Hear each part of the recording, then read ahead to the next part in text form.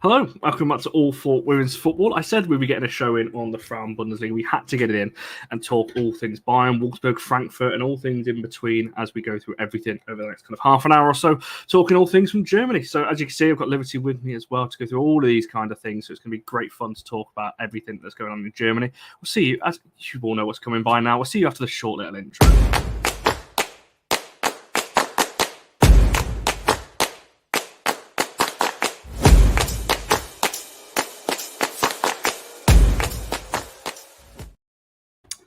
Yes, hello and welcome. As I just said there, it's going to be a good little show. This Liberty, firstly, thank you for coming on, and welcome to the channel. Your first time on this, in fact, first time on any of the channels. Because obviously you've not been on the two United ones either, as far as I'm aware.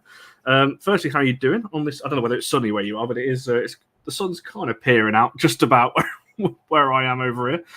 So I hope you're doing well. You are on mute, by the way. I just thought. Sorry. I'm fine, thank you. It's cloudy and it's been raining on and off all day, to be honest. Not ideal though. It's to be fair, it's only just it's typical creeping out now. Everything's like it's getting dark again.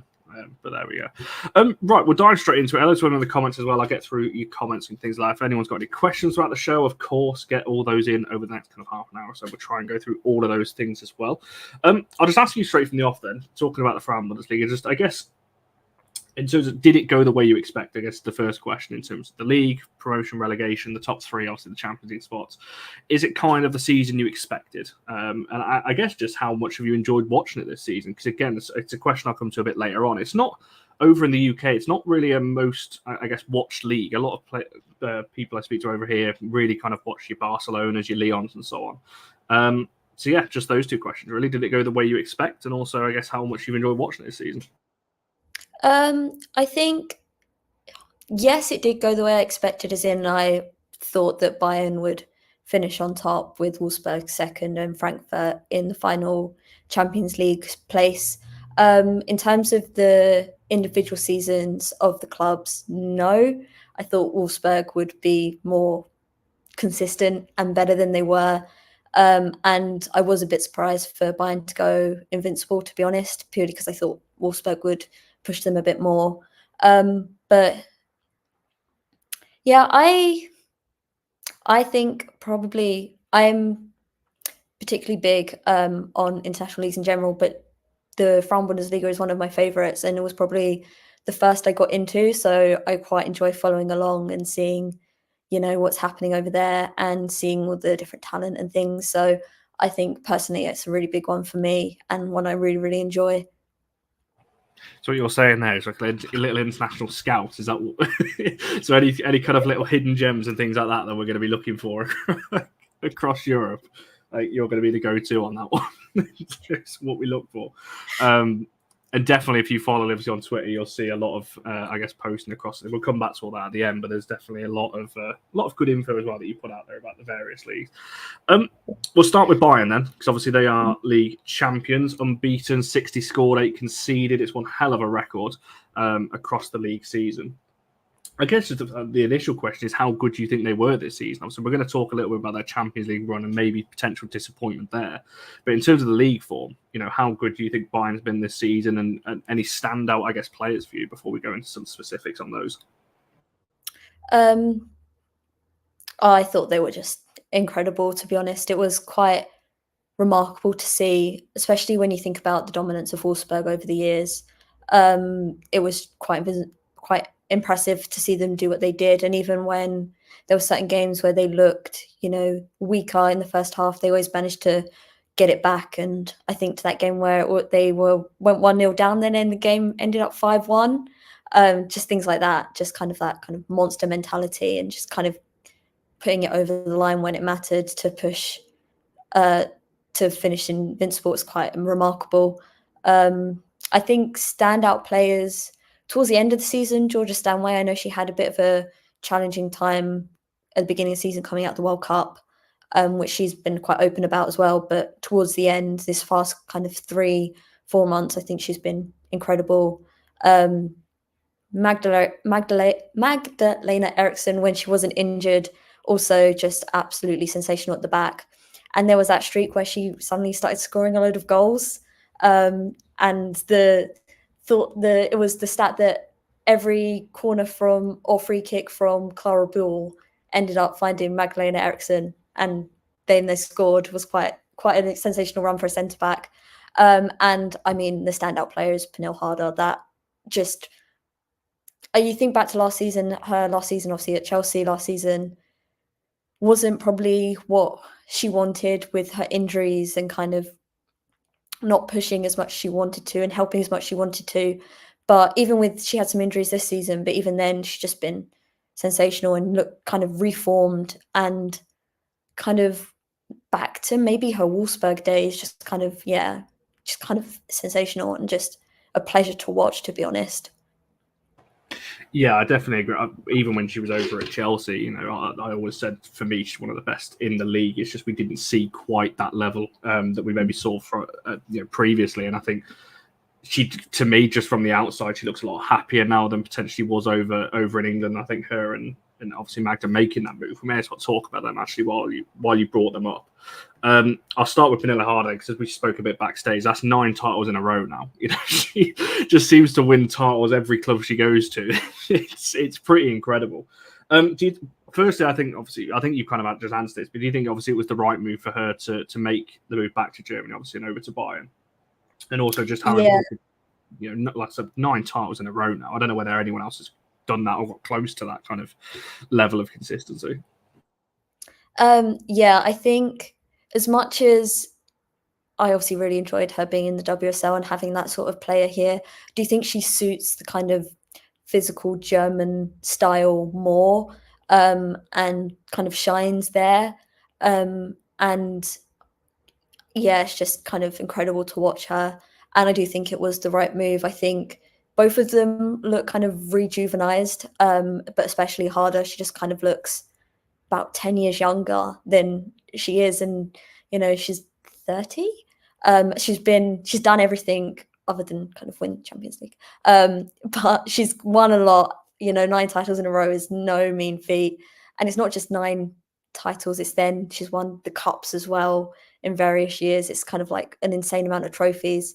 And she just looks, just rejuvenated and just kind of a step above everyone else. She just kind of looks like she's found that next step and that step up, which is quite hard when you think she should have had a Ballon d'Or.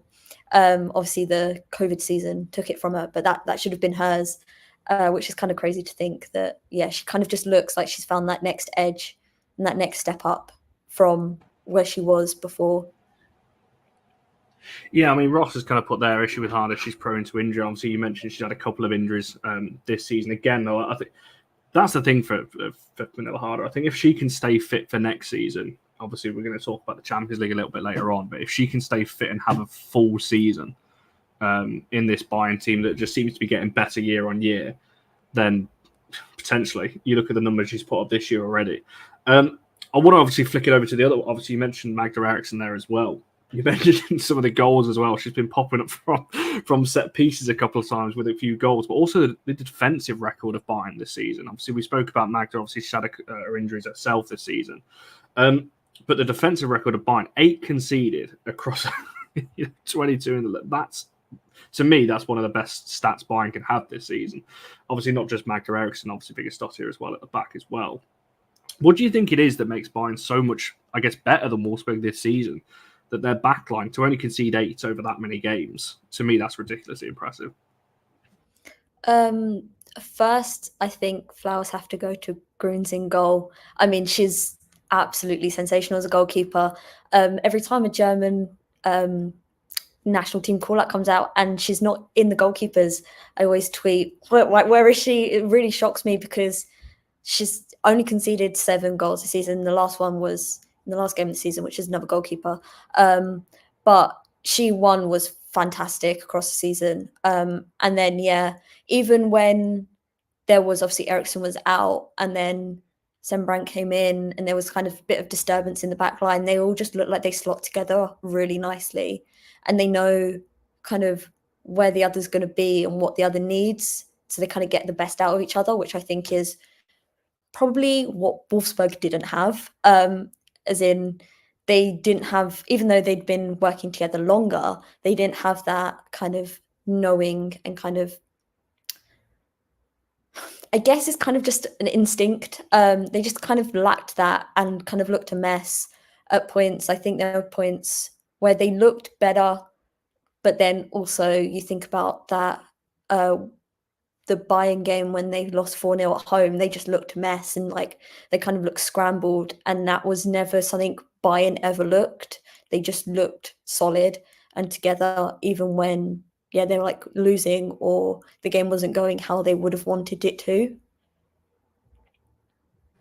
I think that's it. And I think when you've got players like obviously Zadrazil as well and Stanway just in front of that as your kind of, I guess, defensive cover in front of your Ericssons or Vigastottiers, obviously Gwyn as well, obviously on the fullback side as well. I think you've got a very, and I always say this as well, like, well, it's the old cliche, isn't it? You know, defense wins your titles and all that kind of thing. But if you can keep a team out, this is such a Michael Owen quote. But obviously, if you don't concede, you're not going to lose the game, are you? So you're always going to be putting points on the board. Is my point there? And when you contrast that to the Wolfsburg backline, when you look at, I'm just having a look now how many goals they've conceded this season, 19. You know, that's over double what Bayern have in the league this season. That's a lot more goals than probably they would have expected as a team. But equally on the flip side, Bayern have still got to keep those clean sheets. And keep the goals low as well. And to only concede 1 to Wolfsburg in the league over the 2 games, the 4-0 and 2-1, I think it was in the Bayern home game. That's really impressive, I feel. There's a lot of chat talking about Harry Kane. I think that's an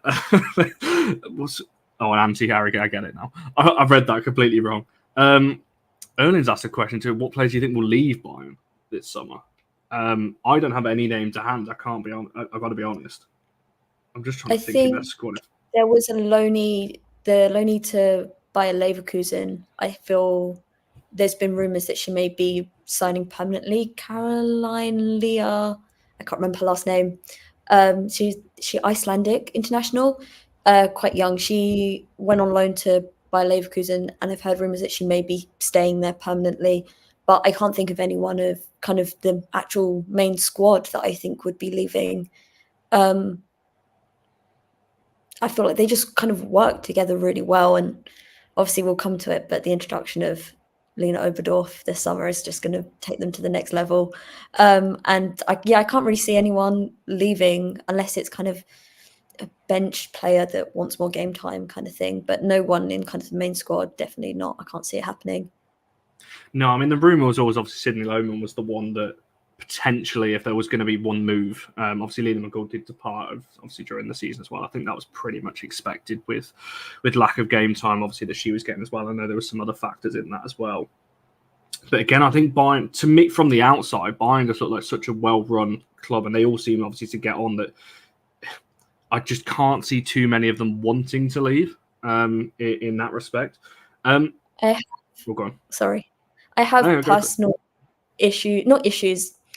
doubts over someone like Damjanovic. I don't think she's necessarily not the same level as everyone else, but there's just something about her that I just I'm not particularly impressed with, but I don't think she'll leave. I think she probably will have another season with Bayern before potentially departing, but that's my own personal kind of gripe. I'm not entirely convinced by her as a player. It's interesting you mentioned that, because I feel like this season she's come up with important goals, particularly in the Champions League. Was she their top scorer in the Champions League again? I'll have to double check that. But I think she definitely got a few goals in the Champions League. So I think it's definitely an interesting shout. I think when you're looking at the forwards that Bayern have got, obviously, and I'm assuming they're going to add to it as well, that's quite a list of good attackers they've got there. I want to come back to the manager in just a second, but you've mentioned her there, Oberdorf, so we've got to talk about her. Obviously, this transfer got announced mid-season, a few weeks before Bayern and Wolfsburg actually played each other. Obviously, it's a bit more common over in Germany than it is in. Well, I don't think it would ever happen in the WSL. This happening of a player of that magnitude as well. I couldn't even imagine a comparison. That's like, I don't know, like a Beth Mee going to Chelsea mid-season or something like that. It's quite a big, like, it just you wouldn't get that, I don't think, over here. When you think about it on paper, I tweeted it at the time, you think of that on paper, Oberdorf, Stanway and Pernilla Harder potentially as your midfield 3. I mean, that's ridiculous, right? I mean, yeah, talk about that signing. I mean, how much of an impact she's going to make at Bayern, because that to me is just ridiculous. I mean, she's sensational. She's only a year older than me, and the things that she does are just crazy. I mean, obviously the World Cup didn't go Germany's way at all, but even you think back to the Euros, she was just, I mean, she was young player of the tournament. No, she was just absolutely sensational. And what I think she'll add to Bayern is actually what she said.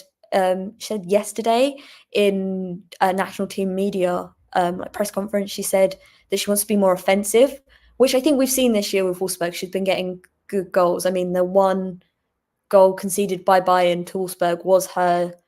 I mean, it was a stunner of a shot. It was crazy for a defensive mid to be able to do that. I was like really impressed. But she says she wants to be more offensive, and I think that's probably the direction they're going to go with her. I think they're quite set with having Stanway and Sadrazil / Sam Kerr as this kind of double pivot, but I think they'll interchange with Oberdorf in that and have them kind of freer to be both defensive and offensive. Not necessarily box to box. I don't think that's really the direction, but kind of have one push forward and kind of stay back and go as they wish, which I think is probably the direction Strauss is looking to go with the midfield, because sometimes they kind of do look a bit stuck and kind of like stagnant maybe. But I think, yeah, the introduction of Oberdorf will just free everyone up and will just kind of move like a dream. It's just kind of crazy to think about. And I'm really excited to see how it's going to work because, I mean, just the thought of Oberdorf and Stanway in a midfield together is just kind of the stuff of dreams. It is great when you think about it like that, and especially if she's going to be playing a bit more offensive. Like I said, even a midfield three, obviously, potentially put harder in. I know, would you play her along the front line, potentially put her as the lone 9? You probably wouldn't. But, you know, if you wanted to go a bit more defensive and you went for an Oberdorf, Sadrazil, Stanway midfield three as well, if you wanted to sit back a little bit more in the big games in the Champions League, potentially, if you're going deep in those competitions, it's an option. I think it's just, as you said, Anna just referenced there, a Stanway Oberdorf competition so you can get the most yellow cards. That's going to be quite something to see who does over the course of the season. Get a match ban the same match, I don't think they'll survive. And I think that's it. I think there was a question a bit, earlier, but there Oberdorf might put Zadrazil on the bench. She's really good to sit there. I think that's it, right? Zadrazil, I think, is the one that will drop out of that, kind of midfield if it's going to be anyone. However, the one thing I think with Strausser, he does like to rotate a lot. And we've seen it a lot this season, particularly within games. There's been a lot of changes within games and things like that. So I think she would get enough game time to satisfy her, I think. Obviously, we don't know. So, yeah, I'm like you. I'm really excited to see how that midfield develops next season. And Bayern is in general next season, because I put massive expectation on them in the Champions League this season. And obviously, we're a bit disappointed there, which we'll come back to. But, yeah, definitely did what I thought they were going to in the league, which is good to see. Obviously, we just briefly touched on the manager, and Emily just asked in terms of, is there anyone from the Frauen Bundesliga you think will come to the WSL, anyone that you'd like to see at United? The manager, Alexander Strauss, is who I'd like to see at United. However, he has just signed a new contract at Bayern, extending for a couple of years on that one. How important do you think that was? Because I think with Bayern's profile rising, across women's football, I think Alexander Strauss was somebody whose profile is also rising on that front, and was probably starting to get a bit more interest in him from other clubs potentially trying to poach him away from Bayern. So Bayern keeping hold of him, how important do you think that is? The fact that it's a couple of years more of him, because to me, I just love him. I think watching him on the sideline, he just seems like a good person to have. As you coach the players, clearly like him as well, and obviously won the league with 8 goals conceded, so can't be doing too bad of a job there. Yeah, I think it's massive, probably more than retaining any player, to keep him, especially in kind of the market as it is, with loads of different clubs looking for new managers all over. To keep him, it's just kind of kind of just next step, because they clearly, as a club, trust his kind of way of playing, what he wants to play with this team, and to keep him on for another 2 years when, the market is looking quite bare, is just going to take them to the next step, and I think push them not just in the league but in the Pokal Cup, and then the Champions League. I mean, that's the big one that they sort of disappointed in this season, especially after, I mean, last season I wasn't too impressed with them when they played Arsenal in the quarterfinals. I thought they were the poorer of the two teams. I'm giving away my alliances here with the smile. But they looked slightly disappointing. I mean, their best game of last season's Champions League was the Barcelona win. But I think keeping him on and having his way of playing now cemented and bringing in the players like Oberdorf and any others he brings in this summer will push them in the right direction. I mean, you can't really, the only way is up, because I think he is, like a sensational manager. No, I agree. And I definitely think just having that stability around the club definitely always helps. Alina didn't like my United Strauss suggestion. I feel like I covered myself a little bit, though, because we gave Pernilla and Magda Eriksson a lot of praise at the start of this. But no, I think that's the thing. I think, obviously, at some point he will move on. Obviously, that's just a given. He's not going to stay there until he retires. But I think his next step has got to be at least somewhat of that level. So although I'd want him at United, I couldn't see him ever making that United move, because I feel like it's going to be, if he ever, let's just say in 5 years or something, if he leaves Bayern, it's going to be to a team I feel like that's competing far in the Champions League and competing on that front. I don't think, and United might be that. I doubt it at the moment, but maybe. Who knows? Here we go. Have met him when he coached SK Brian. A great guy to talk to before and after the game. But he's not too nice to talk to after the game if the team is not winning. I can well imagine that. Seeing his little dance moves on the sideline when they won the league, though, I was going to say, you speak to some players in particular. You speak to some of them after they've lost a game, which is what you want, really, isn't it? You want that bit of competitive edge to the players and the managers. They don't want to lose, obviously. Why would they? So yeah, I'm jealous actually. You've met him earlier, to be fair. On that one. But yeah, there we go. So yeah, keeping on for 2 years, which is the stark contrast. That kind of leads me on to a little bit. Obviously, I want to touch on Wolfsburg. They potentially are having a bit of an exodus this summer with players. Obviously, Pior's heavily rumoured, obviously on the way out as well. Oberdorf, as we've already mentioned, there's potentially a couple more on the way out. Do you think that's what they need? Wolfsburg now, obviously, the manager at the end of 2020, the end of next season, so at the end of 24-25, will be leaving as well. Do you think they need that to get back on Bayern's level? Because they've looked obviously well off it this season, and when we were going through some of the ages of the players in the squad, they're upper 30s and kind of late 20s, so it's getting to that kind of point now. Do you think that's needed this summer? A bit of a rebuild there. Definitely. We were talking about how their centre backs are 34 and 32 respectively. That's kind of hypocritical, because Eriksson is 31. It's a similar age. But at the same time, yes, because it feels like in many ways they're holding on to kind of the Wolfsburg heyday crew.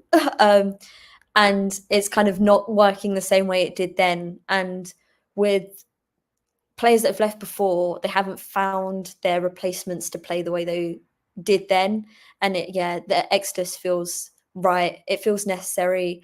I wish Strout was going in the exodus. I don't think he's fit to stay on for another season.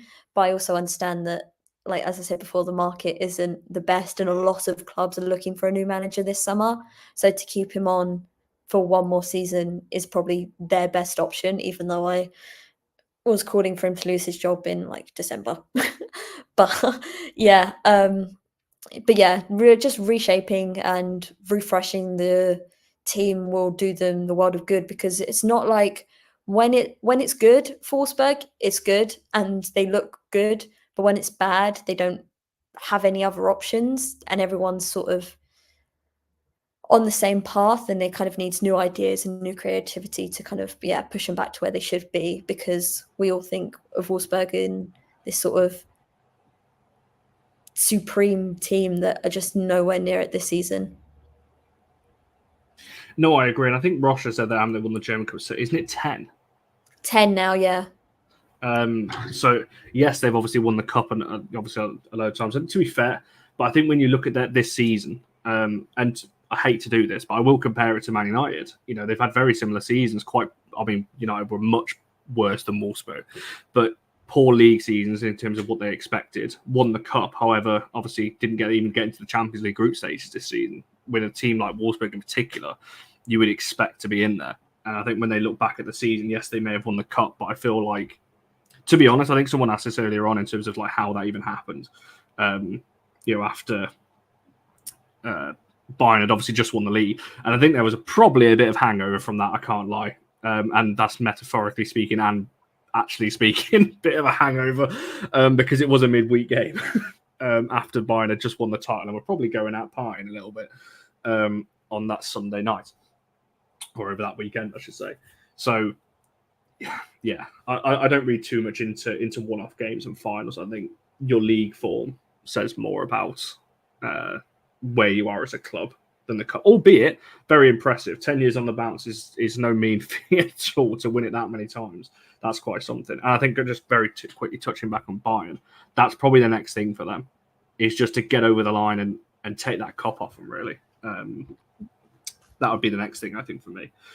Or, obviously, in the Champions League. Sticking with Wolfsburg just a little bit then. Obviously, I just mentioned the cup there, obviously, so it's a little bit of positive for them. What I guess it's a two-part question. One, what do you think went wrong for them this season, obviously on the pitch and potentially off it? And also, what do you think they need to challenge Bayern again next season? Because 7 points they finished off them in the end this season. I think it was a little bit closer the year before that. What do you think they need to do to potentially close that gap? They've already lost one of their best players to Bayern, so they're going to have to recruit well.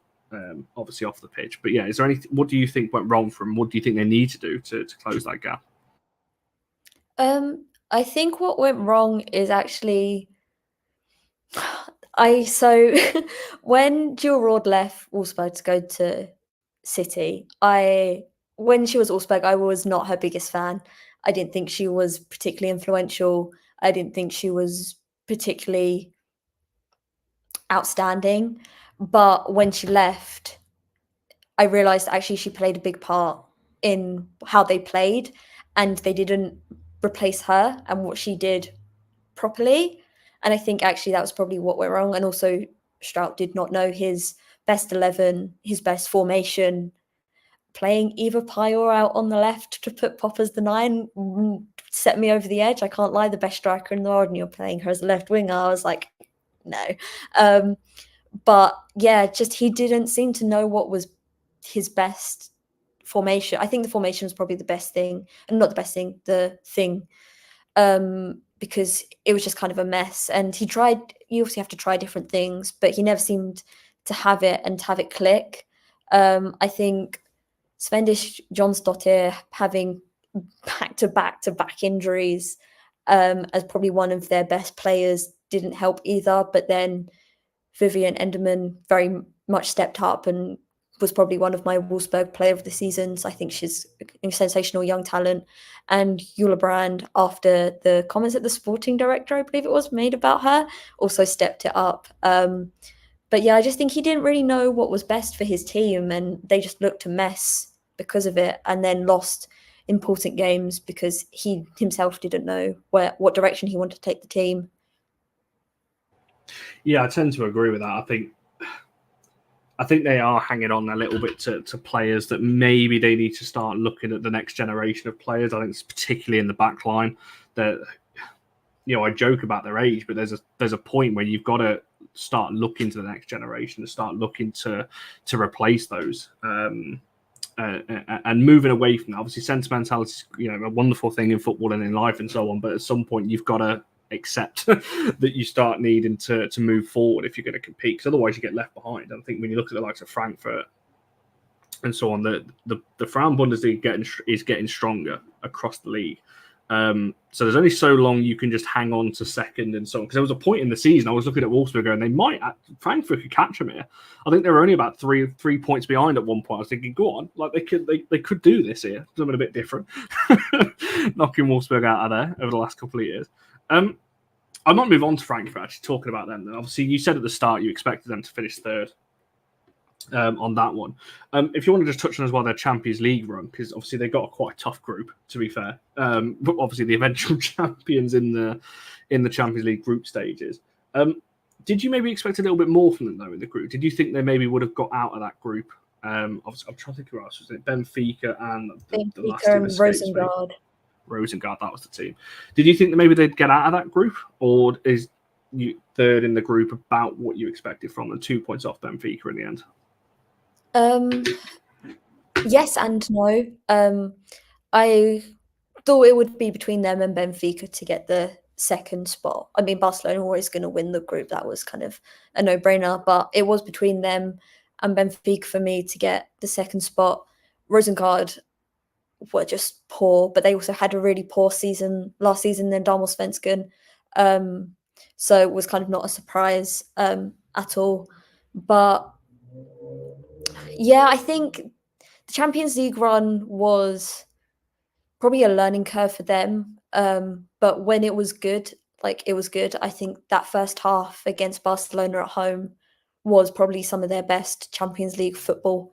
They just looked like they were going out to play football and not think too much about it. I mean, you have to think about it. You're going out against Barcelona at home, but I mean, they just looked like they had the upper hand over Barcelona, and unfortunately, Barcelona come back. They scored that one goal from Laura Freigang just before half-time, and unfortunately, Barcelona come back and do what Barcelona do and score 3 in the second half.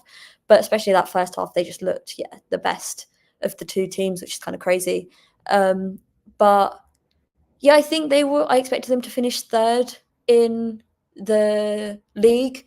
I think they have Arsenal-ness, as in pushed the big teams. I mean, they lost 3-0 to Wolfsburg away from home, but pushed the kind of teams around them and then dropped points to lower teams that you are expecting them to win against.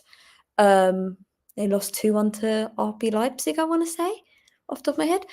But things like that, kind of not getting the job done. I mean, but when they do push teams, they do look good. I mean, the 2 Bayern games in kind of the second half of the season, the 2-1 loss at home in the league, they pushed Bayern quite a lot and they came back with the equaliser and then unfortunately conceded in the 77th minute, I want to say. But they took the game to Bayern and kind of said, see what you're made of.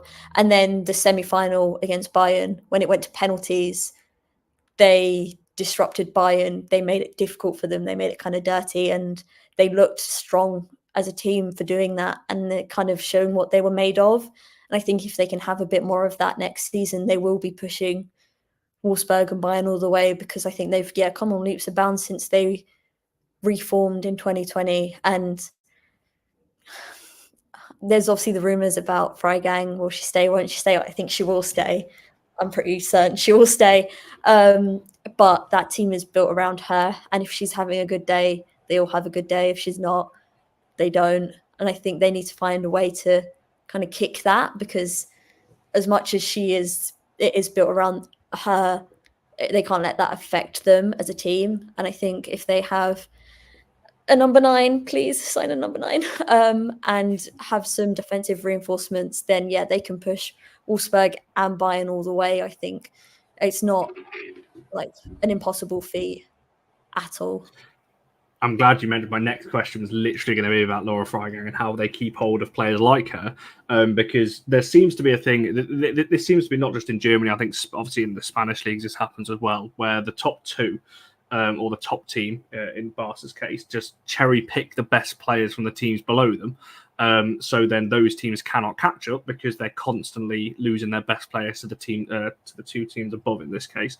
How do Frankfurt, I guess, stop that from happening? Keep hold of some of these players like the Laura Freigang and so on to keep them there, to bridge the gap, because it's the only way it's going to happen to break that top 2, as you said, since it kind of reformed, to keep it consistent. Because if you keep losing your top players to those 2 teams or abroad, if those players decide to do that, you're never going to catch up, because you're always going to be that 3rd team that are constantly producing the talent but can't quite do it. How do you think Frankfurt do that and keep hold of some of these players? I think one, belief in the team and in kind of transfer stuff, bring in the players they need and to a high standard to push the entire team. I think one, obviously a love for the team you play for keeps players. I mean, Laura Freigang in particular kind of bleeds Frankfurt. She's so incredibly passionate about it. I mean, she has the postcode, I don't know what they call it in Germany, but the postcode of the city tattooed on her. Like, she really loves the team. And I think it's a thing of, if you can get these kind of top players to believe in the system and the way you want to play, that it almost becomes a no-brainer for them, because they know that they can help a team in those situations. And I also don't think Wolfsburg or Bayern, in particular in this case, are going to kind of poach her, or Aniomi or Geraldine Reichler or any of these kind of players, because I don't think they need them. And I think they're, in business sense, smart enough to know they don't need them.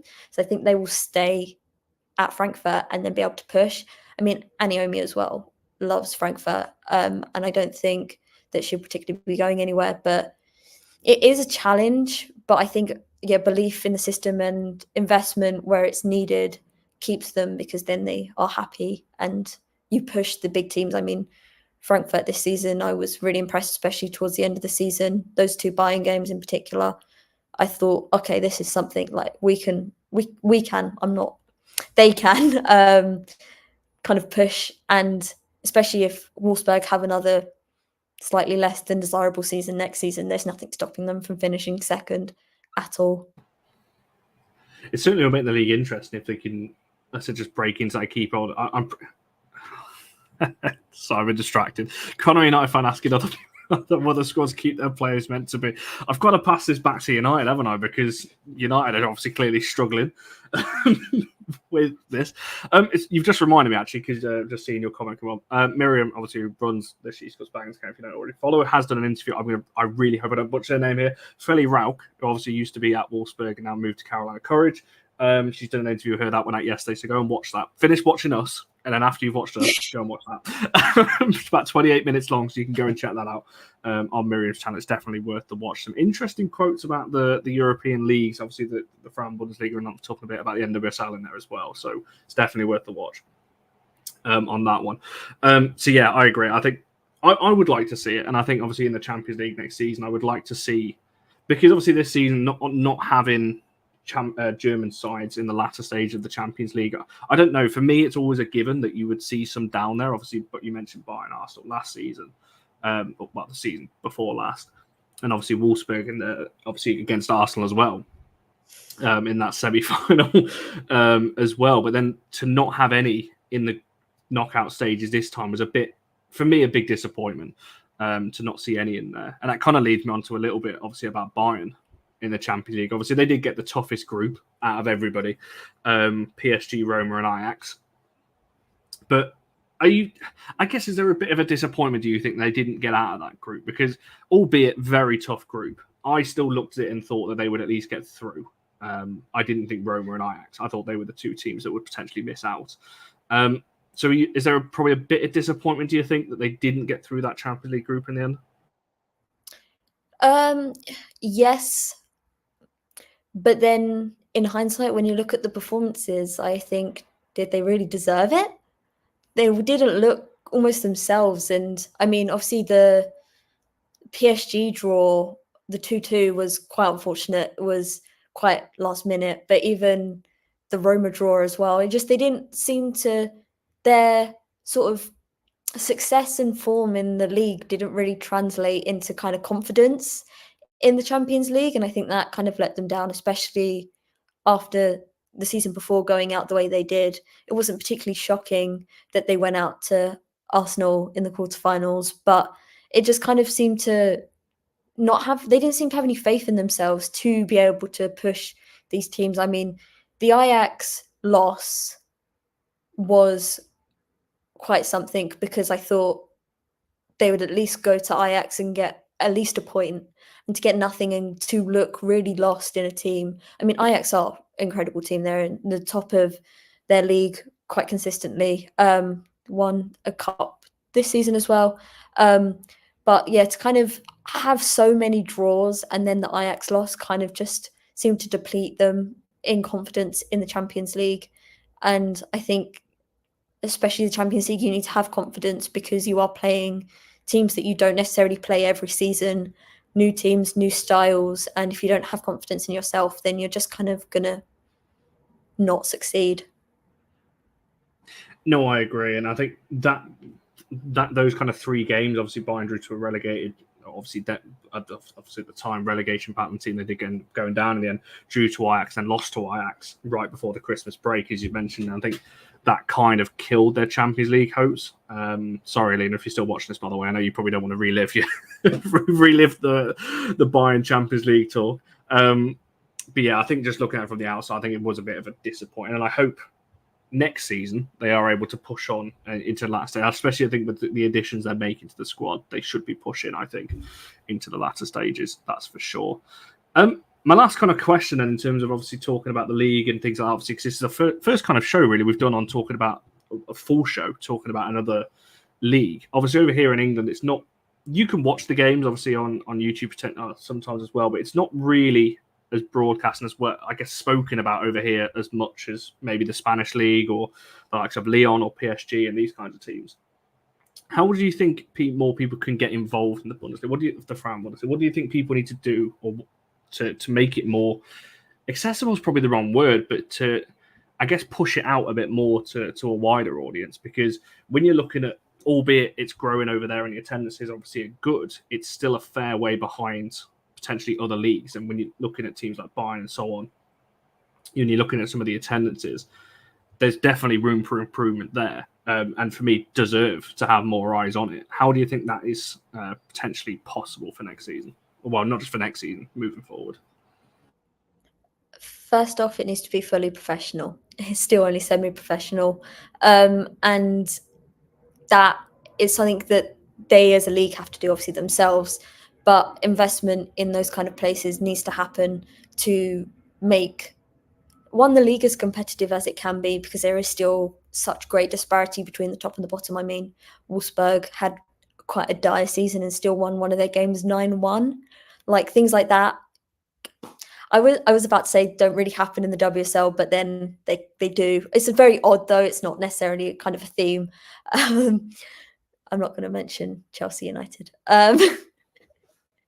But yeah, I think fully professional was probably the first step. And then I think last season they British media capitalized on Georgia Stanway going to Germany quite a bit. I think that needs to continue, but I also think it needs to spread to other players and kind of bridging a gap between them as international players in not English and kind of having that be there, because at the end of the day, if people don't necessarily know these players or just kind of know their names, they're not necessarily going to be invested. And unfortunately, sometimes not everyone's going to want to watch international leagues. It's something that I have to deal with, as in like internally, because I am so passionate about so many that I have to remind myself not everyone's going to care as much as you do. But I think, yeah, it kind of has to be that kind of standpoint of capitalizing on them and having that kind of bridged. And it has to, but also has to grow from outside in. You have to make Germans interested first before it can spread internationally. It's something that we've seen with the Damallsvenskan in Sweden a lot, especially Hammarby. A lot of Swedes are invested in the league now, especially Hammarby, and then it's spreading outside. I mean, I am, for one, incredibly passionate about Damallsvenskan and Hammarby, and it's slowly creeping in to other countries, and I think that's kind of the next step. Just get people invested in the teams. And also, I don't think it helps that Germany have now done, I mean, they went to the final in the Euros, obviously, but lost. I don't think that helps. And then doing so poorly in the World Cup last year didn't help, because there is no kind of big headlines of big wins because they didn't get out the groups. And that's kind of, one, so unusual for Germany, and two, not something you can capitalize on from a media standpoint, unfortunately, because it's kind of depressing. No, I agree with you there on that. When you mentioned Hammer, their fan base is just incredible. Watching some of the videos from over, I really want to get to a game of theirs because they just look so good. And haven't you got a really good scarf as well? Like the Hammer, I'm sure you do. It's just I don't know why I just said that on here, but yeah, one of my best friends, Jamie Spanger, went to Stockholm with her parents on like a little holiday and brought it back for me, and I was very, very touched and had a little bit of a tear because I was like very touched by her bringing it back for me. Yes, I remember now. I remember seeing that. Yeah, no, but you are right. I think, and definitely with the internationals, obviously we know from obviously being over here in England, obviously the Euros, the impact that had. But equally, obviously, it's pushed a lot more. And I think just telling the stories is something we want to do, obviously, on this channel, and why we're doing shows like this, because we want to tell the stories of these leagues. There's plenty of stories out there. Though that are positive and whether that's individual players. You spoke about Freigang there about tattooing kind of the German equivalent of a postcode for Frankfurt on and things like that. All these things that maybe people don't know because they maybe just know Georgia Stanway or Pernilla Harder or these kinds of players that are obviously at the top of the game. I guess more known. There's a lot of good stories out there to be told. So maybe we'll do a follow-up one of these after the transfer window once we know roughly. Because I was going to ask you for a prediction for next season, but we'll wait for that. We'll do it a bit later on when we know the kind of movers and shakers in terms of who's moving and leaving and things like that. You could do a show on Sweden. We absolutely could, actually. I think Liberty's up for that. So maybe that'll be on one of our next shows, and we'll get one on Sweden and talk a little bit about obviously the done. And I know a perfect person as well that can join us for that. So Phil O'Connor, if you're watching, potentially you can join me and Liberty on that one as well, because that'll be such a good show to get in as well. Obviously, there's been a lot of chat as well, Emily. I know you've been kind of leading this about different leagues that you want to see us do. Absolutely. We've got plenty of leagues that I'm sure we can get in there and talk about. As it says in the intro, every league, we want to discuss them all and all the stories in between. Before we wrap it up then, Liberty, if you want to shout out your Twitter, I know you're on TikTok as well. If people want to follow you and do all it, because you tweet a lot about women's football, some great stuff out there as well. So if people want to find all of that, where can people do it? Most things are just my name, like Liberty Simons. Twitter is just Liberty Simons. TikTok, I think, is Liberty_Simons, and then Instagram is _Liberty Simons. But yeah, kind of search my name and they come up. I talk, a lot about international leagues, pretty much as many as I can. And write things about them as well. And kind of, my favorite thing is to talk about all the international leagues and also the WSL as well and the championship. But I kind of talk about as much as I can if you want to follow along. It's definitely worth following. We'll link it all in the description so it's easy for people to find on that one. Thank you so much for coming on. It's been I've loved this, and I hope obviously you have as well. I appreciate that, Emily, and everyone else who's watched over the last kind of 45 minutes. Next show obviously is Monday. We've got. Do I say what it is, Mia? Mia's hosting. I'm waiting to see her comment to see if she wants me to reveal what it is. I don't think she probably does, which is why I've not said it. But Mia is back hosting on Monday. It should be all six of us again on Monday.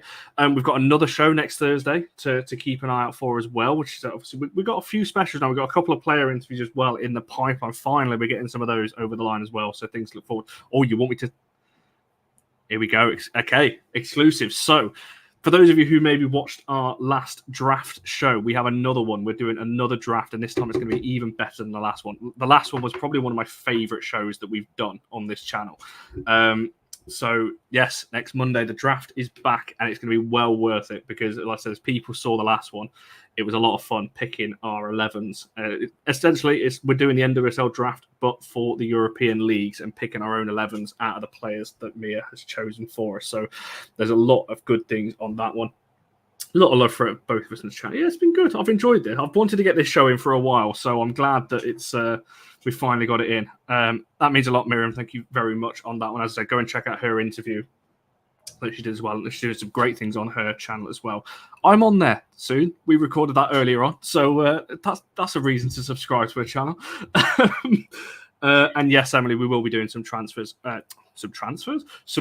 on transfers in the coming weeks as we start to get closer to the window opening, contracts coming to an end, all of those kind of things. So thank you everyone for watching. Make sure you like the video, subscribe, and all that stuff. Follow Liberty and all of the All for Women's Football socials as well. And we shall see you guys in the next one.